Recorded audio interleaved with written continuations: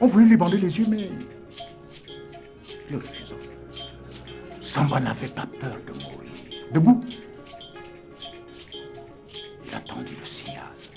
Alors, le commandant blanc cria. Feu! Alors, à ce moment-là, Samba sortit de sa poche un mouchoir qu'il avait ramené d'Allemagne et qu'il portait tout le temps sur lui. C'était son porte-bonheur. Il l'acheta. Les fusils crépitèrent, mais les balles sifflèrent tout autour et aucune n'osa le toucher. Le commandant ordonna au premier soldat: tirez! Le coup partit. Le mouchoir s'agita, mais les balles passèrent dans le Le second soldat tira. Le mouchoir s'agita, et les balles passèrent dans le Alors le commandant blanc, furieux, cria à tout son peloton: feu! Tout le peloton tira en même temps.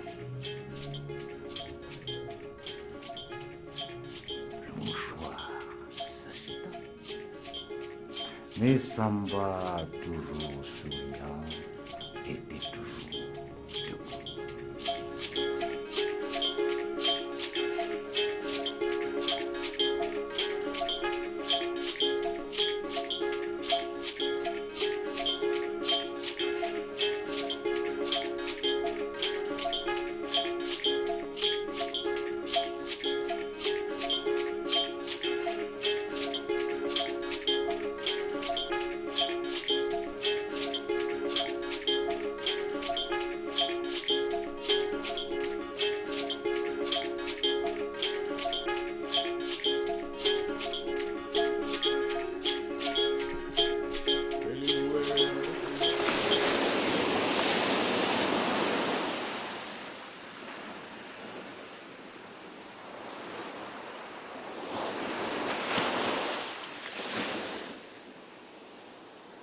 L'intérêt des Européens pour l'Afrique se manifeste très tôt, pratiquement vers le 15e, 16e siècle, quand les découvertes portugaises et espagnoles permettent aux caravelles de traverser les mers, les océans, de découvrir, comme ils les appellent, découvrir le Nouveau Monde, de découvrir l'Afrique, et trouver que dans ce monde qu'on appelle l'Afrique, il y a une population de couleur tout à fait particulière, la couleur noire.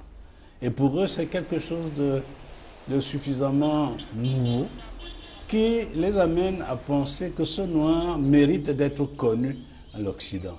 Et les premiers noirs qui vont être amenés vers le Portugal, précisément, et puis un peu plus tard vers l'Espagne, ce sont des trophées. Quand les Européens vont arriver en Amérique, qui regorge de terres arabes qu'on peut exploiter, et commence à y faire des plantations de coton, de canne à sucre et autres. Et ils se rendent compte que les populations autochtones du Nouveau Monde ne sont pas prêts à faire ce travail ardu.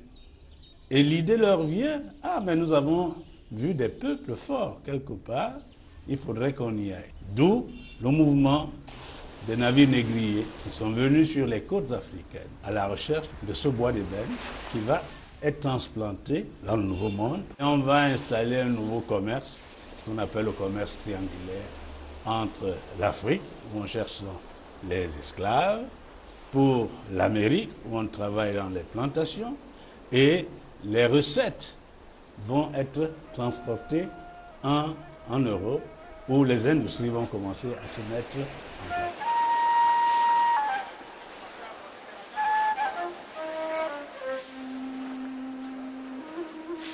Dans le mouvement d'installation ici, c'est les Anglais d'abord qui s'installent durablement sur nos côtes. Il y a une relation fusionnelle qui va s'installer entre les chefs de la côte Et les Anglais qui n'étaient pas à l'intérieur, qui avaient déjà commencé pendant la traite négrière, qui restaient sur la côte et envoyaient les gens vers l'intérieur.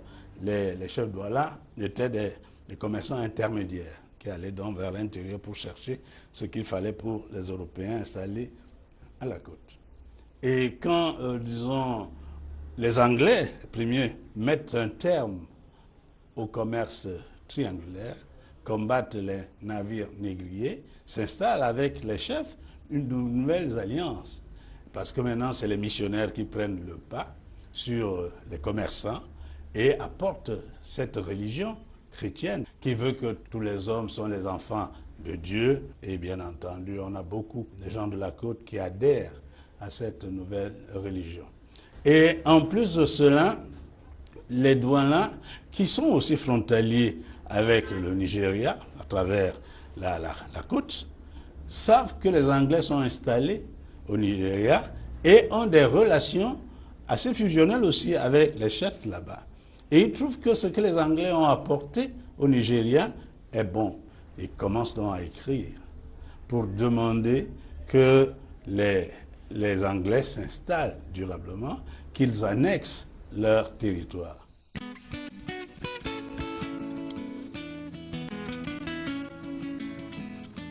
Douala, 7 août 1879, à la reine Victoria. Nous souhaitons avoir vos lois dans nos villes. Nous voulons modifier nos coutumes. Il y a beaucoup de guerres dans notre pays, beaucoup de crimes et beaucoup d'adorateurs d'idoles.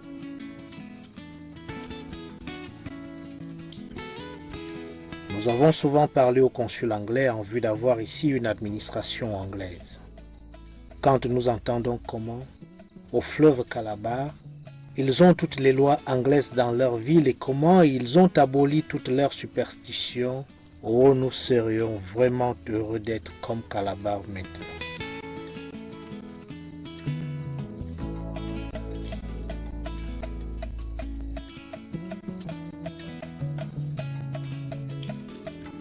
Douala, 6 mars 1884. À Monsieur Ewet. Comme vous êtes le consul d'Angleterre, je vous écris afin que vous exposiez ma requête au gouvernement anglais. Dites-leur que je désire que mon pays soit gouverné par lui. Cher monsieur, je suis fatigué de gouverner mon pays. Chaque dispute ici amène toujours une guerre et souvent une grande perte de vie.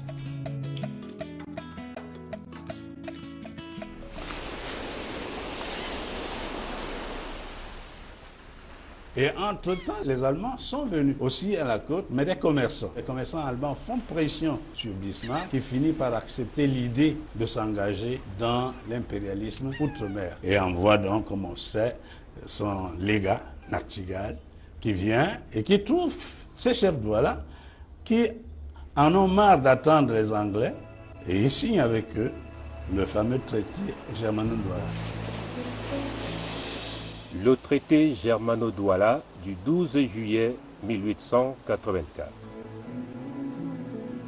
Nous, sous-signés rois et chefs du territoire nommé Cameroun, situé le long du fleuve Cameroun, entre les fleuves Bimbia au nord et Kwakwa au sud, jusqu'au 4e 10 degrés de longitude nord, avons aujourd'hui, au cours d'une assemblée tenue en la factory allemande sur le rivage du roi Akwa, volontairement décidé que nous abandonnons totalement aujourd'hui nos droits concernant la souveraineté, la législation et l'administration de notre territoire à M. Edward Smith, agissant pour le compte de la firme Severman et Johannes Voss, agissant pour le compte de la firme Janssen et Tormalen, tous deux à Hambourg et commerçant depuis des années dans ces fleuves.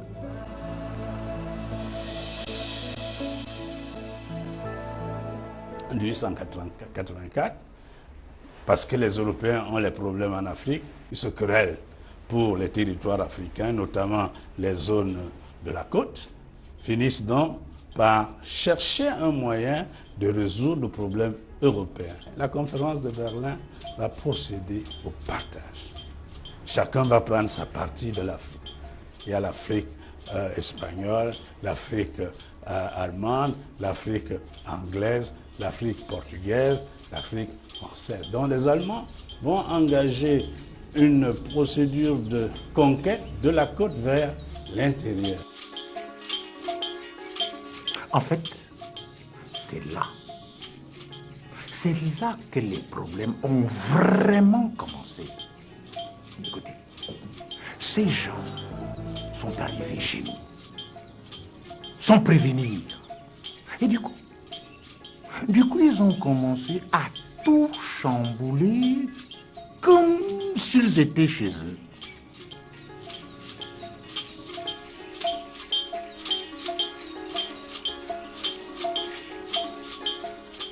Les Allemands sont très mal accueillis au Cameroun parce qu'ils n'avaient pas été invités. Certes, les rois et chefs Douala, après avoir sollicité en vain l'intervention de la reine d'Angleterre, se sont tournés vers le chancelier allemand à la demande des commerçants allemands installés à la côte.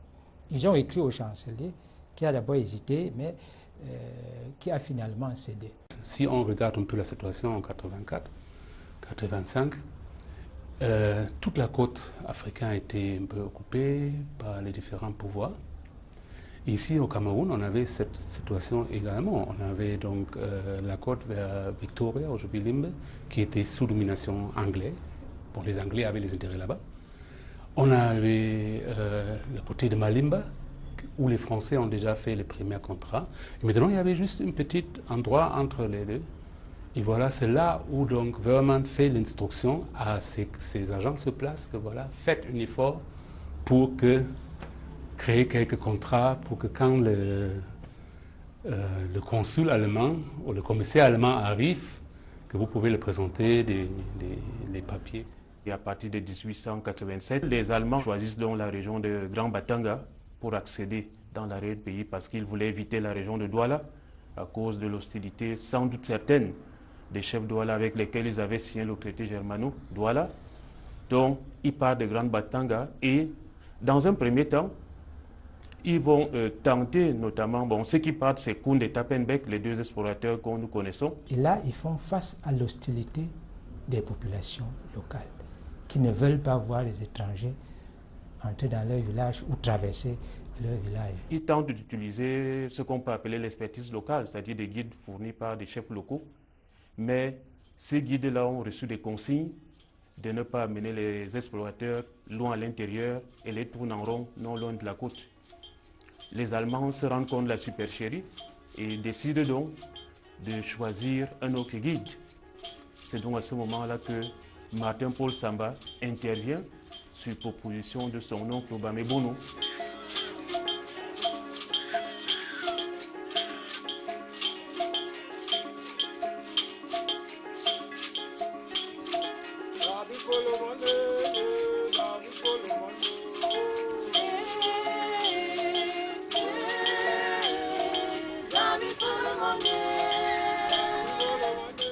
Martin-Paul Samba.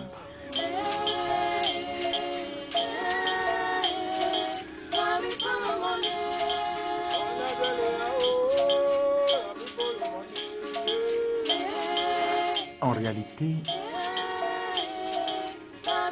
son nom c'était Mbanga, Mebon. Mais ils l'ont appelé Samba. Martin-Paul Samba.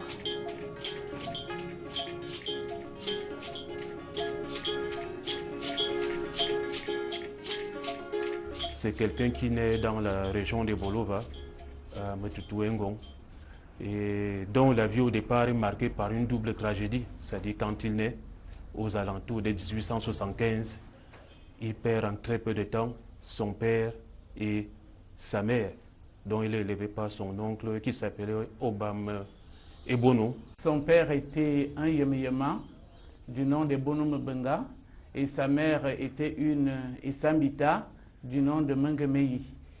Et quelque temps après, sa famille a émigré de la localité de Bolova vers Kribi et s'est installé dans un village situé à une quarantaine de kilomètres de Kribi appelé Akok, un village du clan Yemeyema.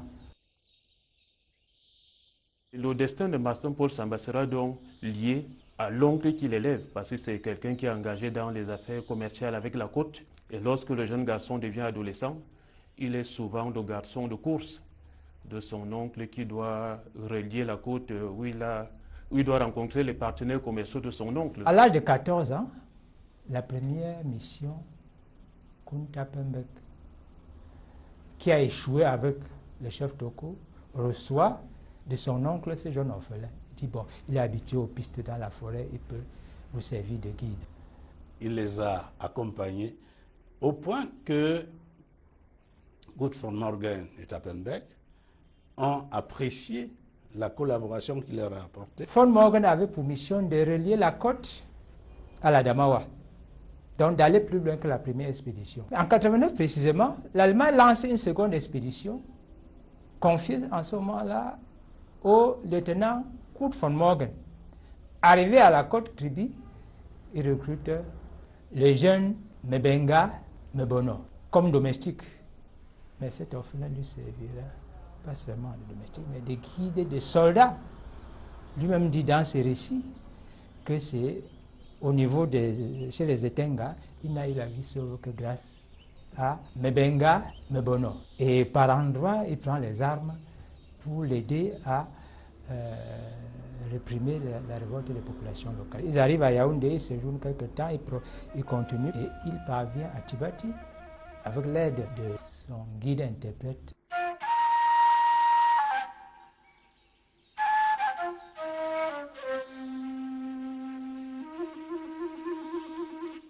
Kurt von Morgan décide d'amener Mebenga Mebono en Allemagne pour le service qu'il lui a rendu. Il l'amène en Allemagne, là il fait la catéchèse et il est baptisé sous le prénom de Martin Paul Samba.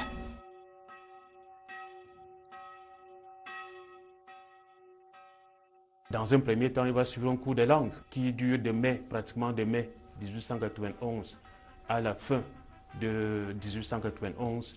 Il est inscrit à l'école militaire pour une formation qui devait initialement durer 3 ans. Il est intégré dans le corps des fusiliers de la garde impériale à Berlin et pendant un certain nombre de mois, il sera placé à côté du drapeau à Berlin. En Allemagne, tout était encore un peu de nouveau. Il fallait encore faire des expériences. Il y avait des autres cas, des sujets coloniaux qu'on a amenés en Europe, en général sur l'initiative des missionnaires ou de certains officiers, etc. Comme c'était le cas chez Zampa, et je crois vraiment dire en Allemagne, on l'appelait Zampa, il est écrit avec Z. Il est resté à Klado, Klado se trouve un peu entre Berlin et Potsdam, à la maison d'un prêtre. Mais au bout de 2 ans, la formation s'achève parce que celui qui l'avait amené, notamment Kurt von Morgan, est rappelé d'urgence au Cameroun. Ceux qui sont restés n'arrivent pas à assurer l'ordre. Il y a des problèmes, il y a les premiers policiers qui avaient été recrutés pour opérer au Cameroun venant du Dahomey, comme on l'appelait à l'époque, se sont révoltés. Les Bakweri se sont révoltés et il y a d'ailleurs un officier allemand qui est tué, Gravenreuth, dont la situation est en train d'échapper aux Allemands. Ils décident donc de faire revenir Kurt von Morgan. Celui-ci accepte la proposition, revient donc en 1894, s'associe les services de Hans Dominique et n'oublie pas de ramener avec lui Martin Paul Samba.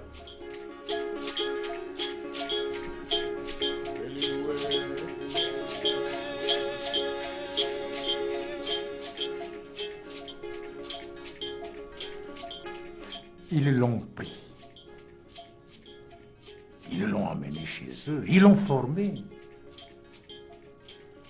Et au lieu de nous le rendre, ils vont s'en servir contre nous pour ce qu'ils vont appeler la pacification du Cameroun.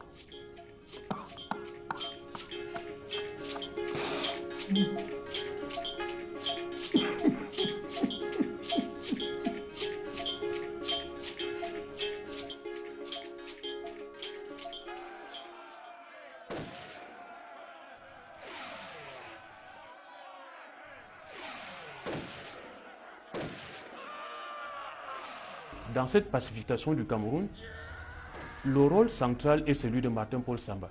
Parce que lorsqu'on lit les témoignages de ces officiers qui ont été avec lui, à chaque coup, il ne manque pas de célébrer les qualités militaires de Martin-Paul Samba. Quand il rentre, il contribue à la répression et prend part à beaucoup d'autres campagnes comme chez les Ndjila en 1898. La conquête du Sud, jusque pratiquement dans la lisière de la Damawa, a été réalisée en grande partie grâce à l'expertise de Martin-Paul Samba.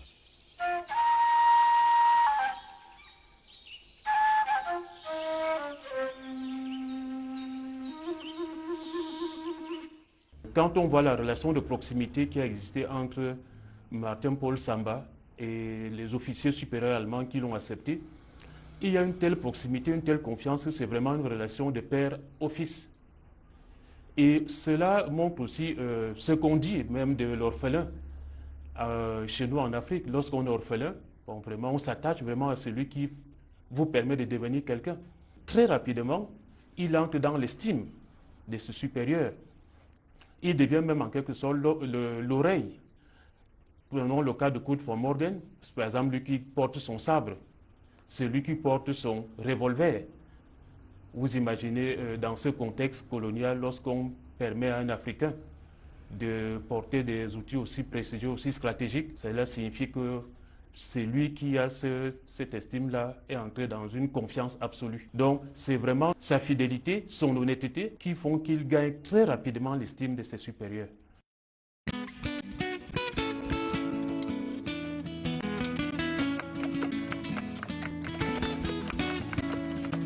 Samba. C'était un vaillant jeune homme d'environ 18 ans qui, durant mes voyages ultérieurs, s'est montré par son intrépidité, son attachement et ses services un homme fidèle et digne de confiance. Aussi, par reconnaissance pour sa fidélité, l'ai-je emmené avec moi en Europe pour l'éduquer.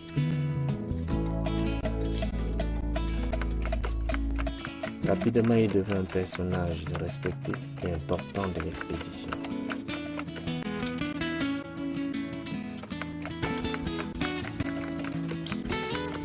On supposa que c'était pour lui que je cherchais à connaître l'état d'esprit des porteurs et que je le mettais au courant de tous mes plans.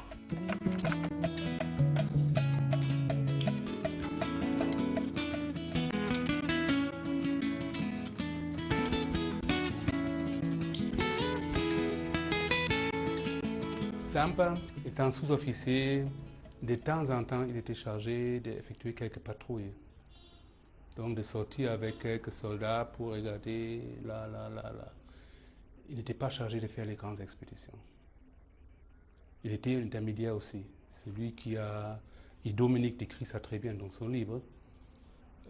C'était un peu sa main droite. Et là, c'était la stratégie de Hans Dominique. Il n'avait pas que Samba à ses côtés. Il avait aussi celui qui va devenir le chef supérieur des Ewondo et des Bénin, Charles Atangana Nchama. Donc Atangana Nchama, lui, c'était le négociateur, celui qu'on envoie d'abord. Et quand la négociation échoue, on envoie Samba qui va faire comprendre aux chefs qui s'opposaient à la conquête coloniale allemande qu'ils n'avaient aucune chance parce que l'Allemagne avait des capacités militaires capables de venir à bout de leur résistance. Et quand ce langage-là échouait, c'est en ce temps-là qu'il jouait dans le rôle de militaire.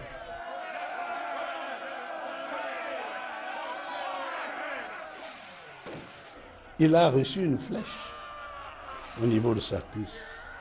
Et c'était une flèche empoisonnée qu'il a dû traiter avec nos ingrédients traditionnels pour que le poison ne l'amène pas au-delà. Et c'est même ainsi qu'il va quitter l'armée allemande. Parce que devenu impotent, il ne pouvait plus être le soldat qui était. Et par la suite, les Allemands l'ont aidé à se reconvertir en commerçant.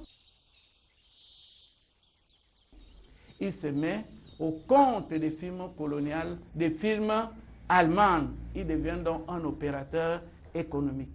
Il travaille avec les firmes allemandes. Et il faut savoir que à cette période-là, les peuples de l'Hinterland avaient besoin des produits venant de l'extérieur et les négoces européens, les maisons de commerce avaient besoin des produits tropicaux venant de l'intérieur. Et les peuples avaient besoin des produits manufacturés venant de l'Europe et de l'Allemagne. Et Samba a compris cela. C'est comme ça qu'il va donc devenir un opérateur économique, un intermédiaire entre les maisons de commerce allemandes et évidemment les peuples de l'Hinterland. Il va créer des antennes à Bertois, à Nangeboko, à Olama, évidemment à Ebolova et à Kribi. De temps en temps, pendant cette période-là, par exemple, lorsque les Allemands décident d'attaquer les Yezum de Simcoe, on retrouve Martin-Paul Samba comme négociateur. Et le même Martin, on le retrouve aussi lorsque les Allemands décident d'en découvrir avec Nkalmatsuka, plus connu sous le nom de Ngelmanduka, à l'Est. Quand Martin-Paul Samba quitte donc l'armée, il devient commerçant et rend ses services aux Allemands. Il attend en retour que les Allemands le reconnaissent pour services rendus. Et sachez qu'en 1913, les Allemands avaient reconnu quelqu'un d'autre, Charles Tangana, qui a également apporté une contribution, qui a collaboré avec les Allemands, a été, si on peut le dire, gratifié. Les Allemands lui ont donné, l'ont sanctionné positivement, puisque de son retour d'Allemagne, où Martin-Paul Samba était avant, il est désigné chef supérieur de Bénin, de Yaoundé et Bénin, par les Allemands. Or, Martin-Paul Samba estimait que pour ce qu'il a fait, il n'en méritait pas moins. Il pensait qu'il pouvait devenir lui aussi le chef supérieur des Boulous, ce qu'il n'a pas été.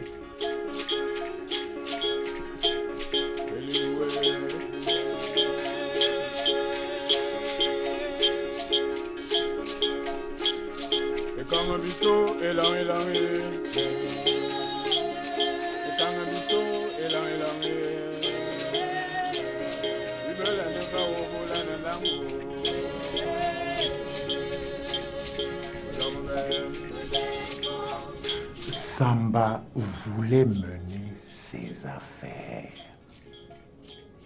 devenir par lui-même un Nkukuma grâce à ses commerces et ses plantations. Mais pouvait-il laisser ces gens persécuter à ce point son peuple?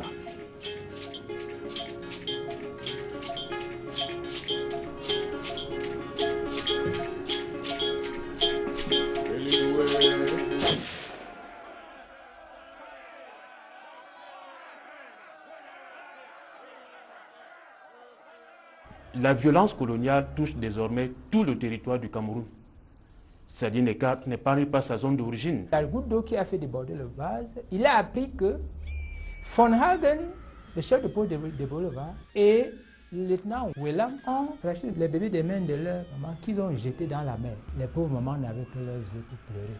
Et c'est là qu'il va donc mettre en place une activité de rébellion, de sédition, en amenant avec lui un ensemble de personnalités, de chefs qui eux-mêmes n'étaient plus en odeur de sainteté avec l'administration coloniale allemande. Il y a d'abord le chef Madola de Batanga.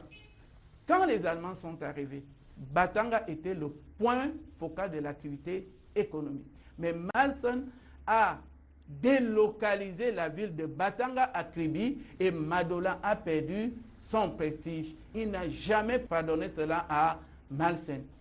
Et dans Nimbita, le chef d'Adjap, il a été convoqué à Kribi parce que les presbytériens des Foulans l'ont dénoncé qu'il brimait ses femmes. Donc il y a eu une conjonction de facteurs défavorables, d'abord à l'administration allemande Et ces facteurs-là, Samba les exploite.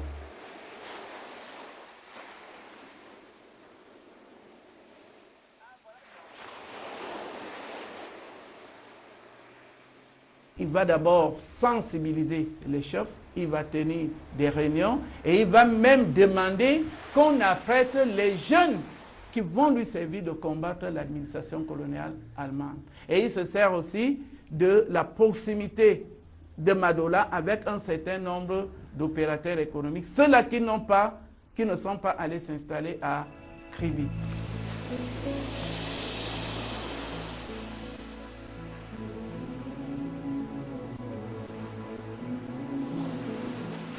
Bon, les Allemands qui sans doute le surveillaient, les Allemands sans doute vivants de ce qu'ils projetaient en essayant de rassembler d'autres fortes têtes du pays pour essayer de se révolter.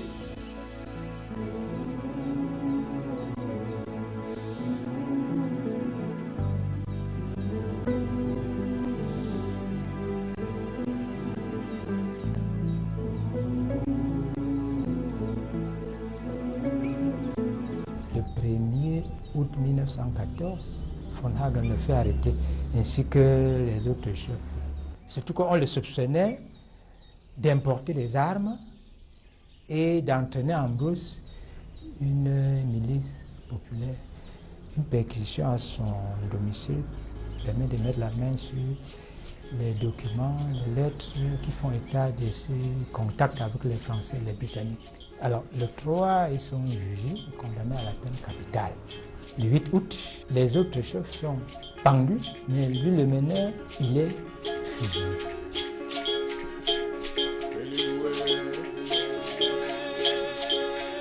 Samba n'avait pas peur de mourir. Debout, il attendit le signal. Le commandant Blanc cria. Samba sortit de sa poche un mouchoir qu'il l'acheta. Les fusils crépitèrent, mais les balles sifflèrent tout autour et aucune n'osa le toucher. Le commandant ordonna au premier soldat, tirez! Le coup partit. Le mouchoir s'agita, mais les balles passèrent en sifflant. Le second soldat tira. Le mouchoir s'agita, et les balles passèrent en sifflant. Alors le commandant Blanc, furieux, cria à tout son peloton. Pas! Tout le peloton tira en même temps. Le mouchoir s'agita. Mais Samba, toujours souriant, était toujours debout. Alors, à ce moment-là, il dit, écoutez-moi, je n'ai pas peur de mourir. Maintenant, vous pouvez tirer. Louven! Les fusils crépitèrent.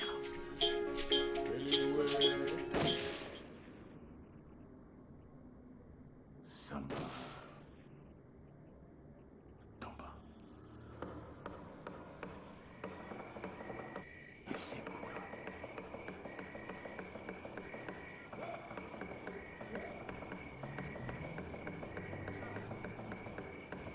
Il était mort.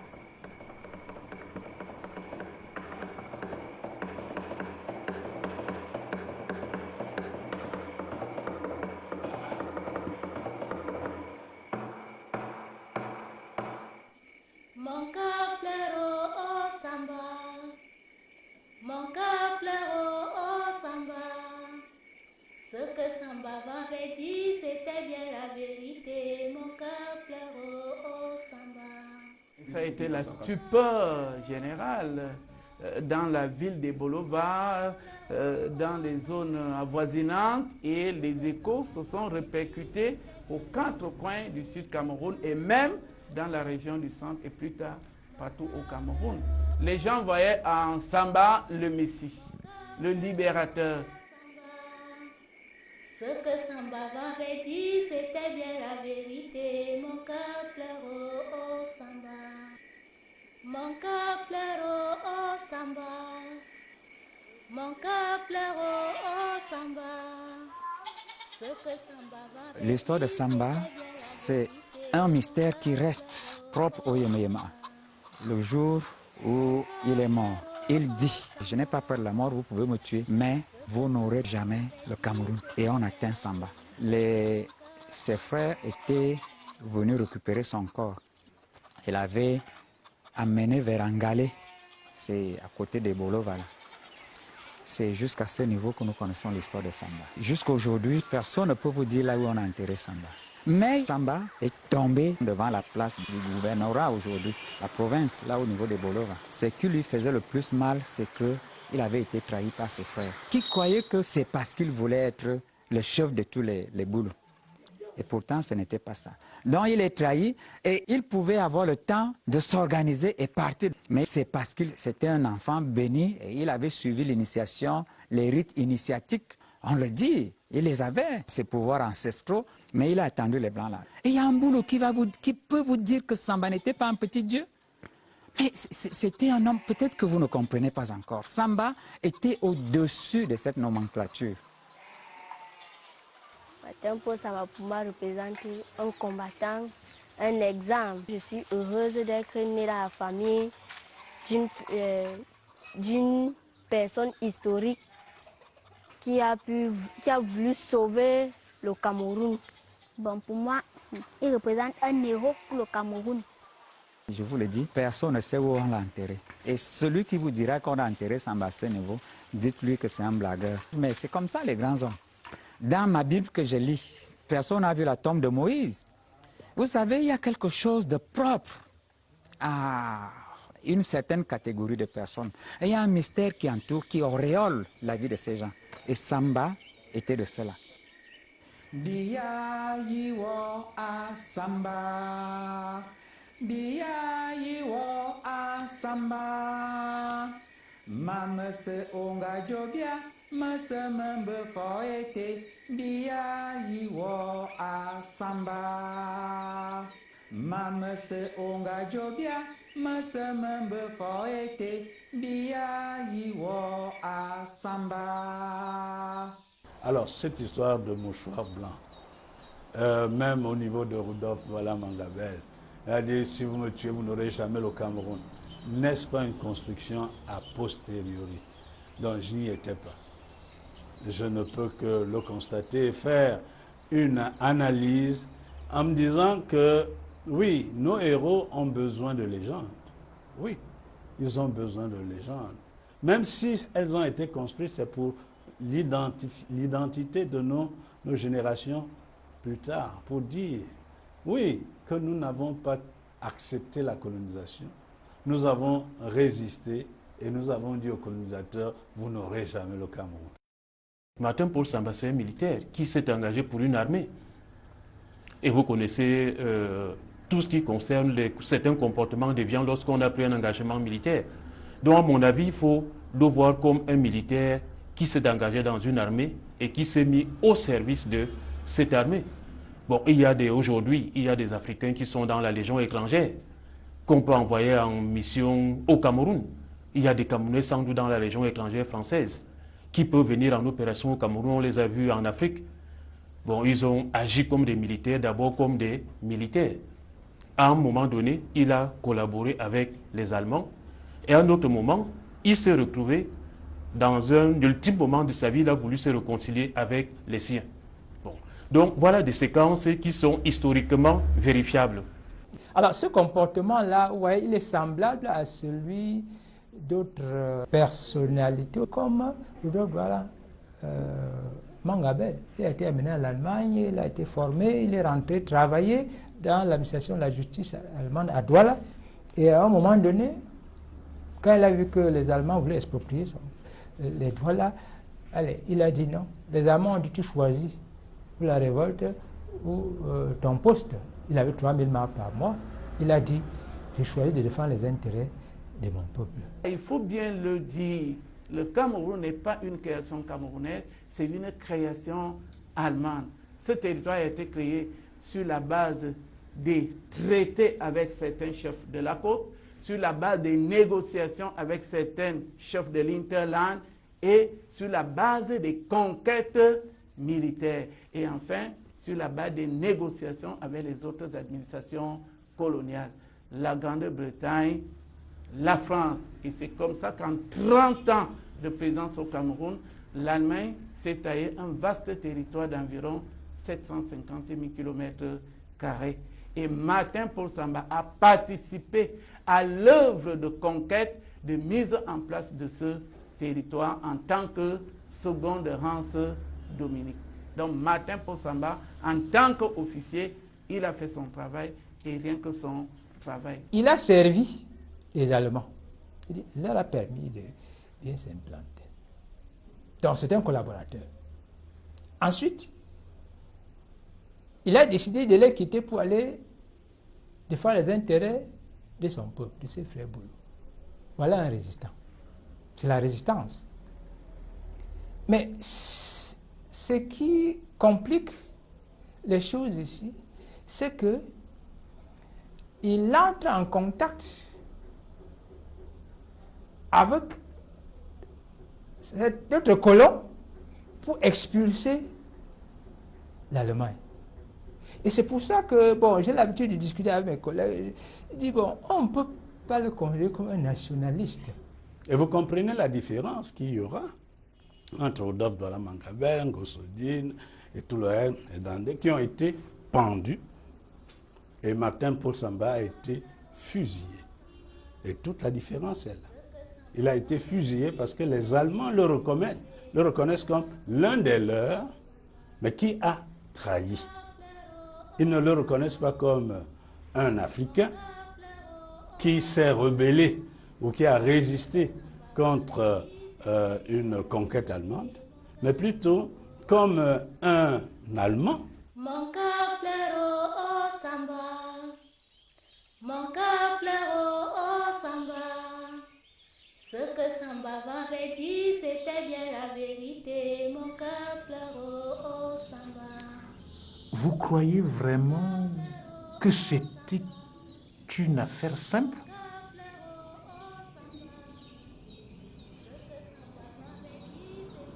Samba, c'était un esprit, un grand esprit. Ce que Samba m'avait dit, c'était bien la vérité. Mon cœur pleure au Samba. Mon cœur pleure au Samba. Mon cœur pleure au Samba. Ce que Samba m'avait dit, c'était bien la vérité. Mon cœur pleure au Samba. Mon cœur pleure au Samba. Mon cœur pleure au Samba. Ce que Samba m'avait dit, c'était bien la vérité. Mon cœur pleure au Samba. Mon cœur pleure au Samba. Mon cœur pleure au Samba. Ce que Samba m'avait dit, c'était bien la vérité. Mon cœur pleure au Samba. Mon cœur pleure au Samba. Mon cœur pleure au Samba. Ce que Samba m'avait dit, c'était bien la vérité. Mon cœur pleure au Samba. Mon cœur pleure au Samba. Mon cœur pleure au Samba. Ce que Samba m'avait dit, c'était bien la vérité. Mon cœur pleure au Samba. Mon cœur pleure au Samba. Mon cœur pleure au Samba. Ce que Samba m'avait dit, c'était bien la vérité. Mon cœur pleure au Samba. Mon cœur pleure au Samba. Mon cœur pleure au Samba. Ce que Samba m'avait dit, c'était bien la vérité. Mon cœur pleure au Samba.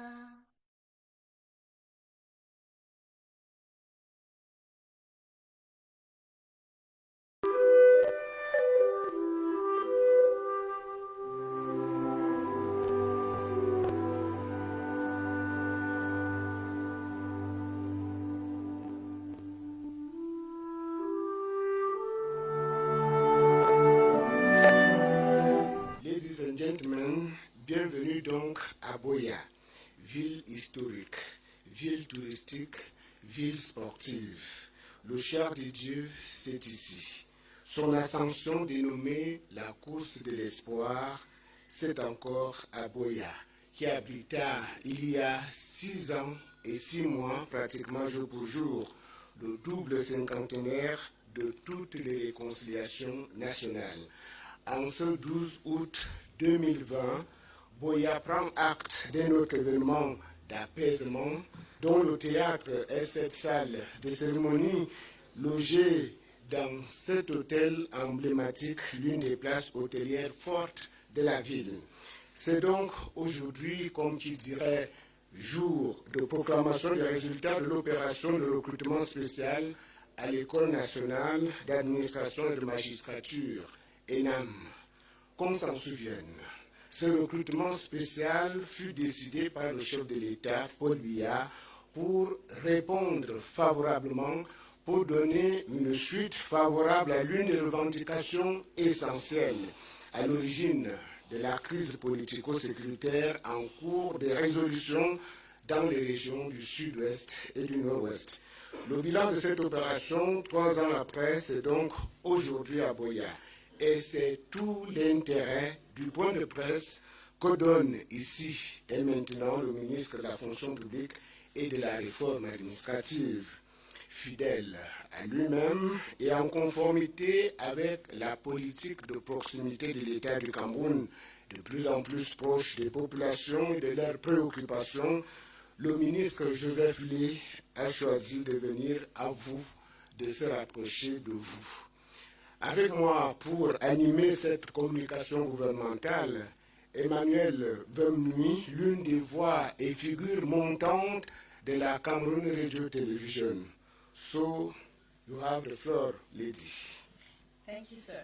Since his accession into power as the Minister of Public Service and Administrative Reform, Minister Joseph Lee has anchored his reign on the modernization of the Cameroonian public service and bringing the population closer to the public service. And that's why he initiated lots of initiatives, such as this press conference, which he goes